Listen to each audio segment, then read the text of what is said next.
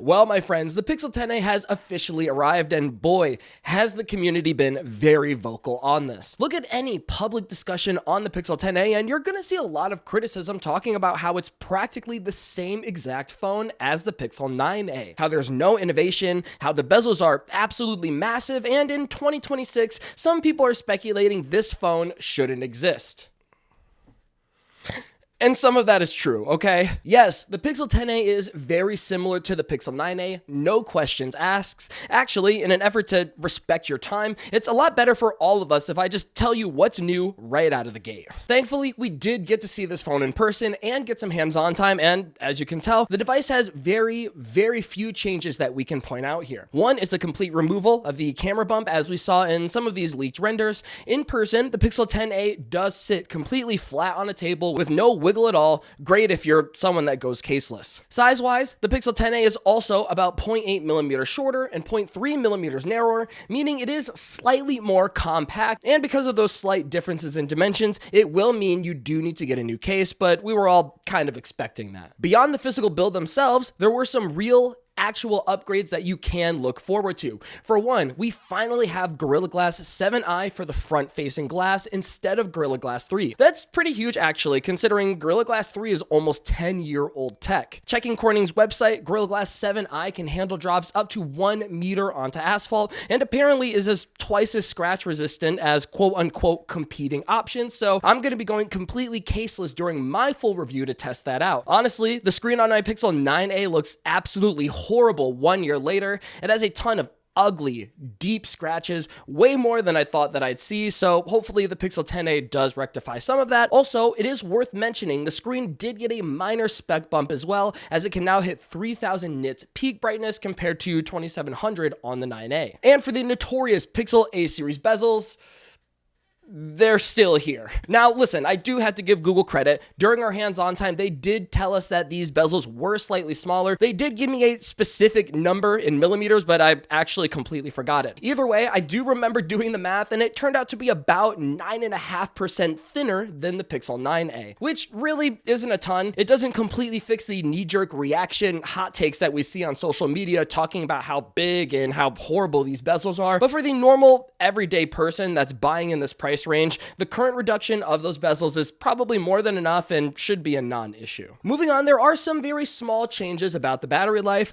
Don't get excited, it's still a 5100 milliamp hour battery, but somehow Extreme Battery Saver mode is now rated for 120 hours instead of 100 on the Pixel 9a, so that's a nice benefit. And wireless charging is a little bit faster, up to 10 watts from 7.5 on the 9a. Internally, we did get a modem upgrade to the Exynos 5400 for better cellular performance and efficiency, while also enabling satellite SOS, where you can contact emergency services even without a cellular connection, which, by the way, Google is offering that 2 years free, just in case you were wondering. Lastly, for the hardware, we did get a small bump up to Bluetooth 6 for better reliability, and other than that, nothing too crazy. Software-wise, the only additions that I spotted here were Auto Best Take and Camera Coach brought over from the Pixel 10, and to my surprise, the iPhone to Android AirDrop feature is here too, even before last year's flagship Pixel 9 series gets it. I'm happy it's here, don't get me wrong, but I'm also really curious about that. Shouldn't flagships always get the latest features before even the most recent A series?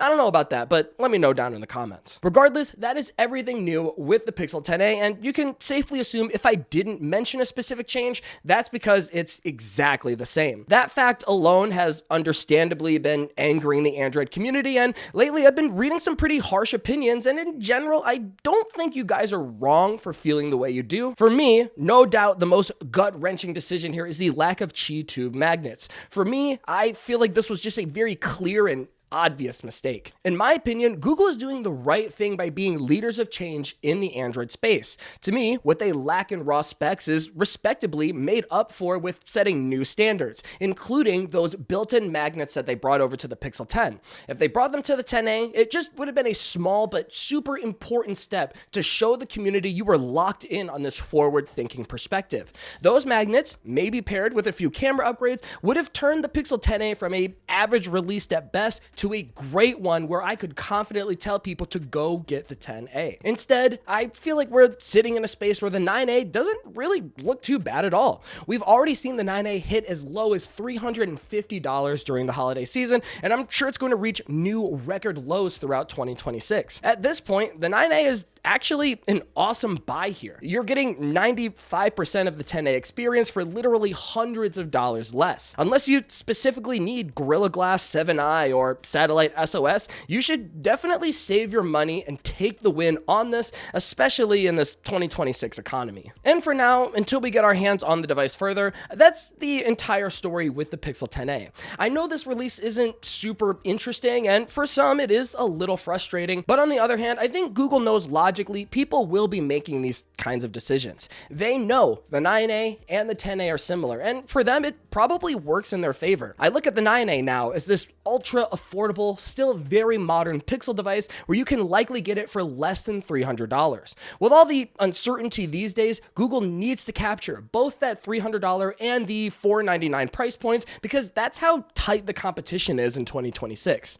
At least that's my 2 cents anyways. That said, let me know what you think of the Pixel 10a. Is this a device that you'll be interested in, or will you just be getting the 9a instead because it's just simply a cheaper device? Please share down in the comments, as I'm sure the rest of the Android community would love to know what you're thinking. Until next time, this has been Jordan Floyd from 9 to 5 Google. Thank you so much for watching, and I'll see you in the next one.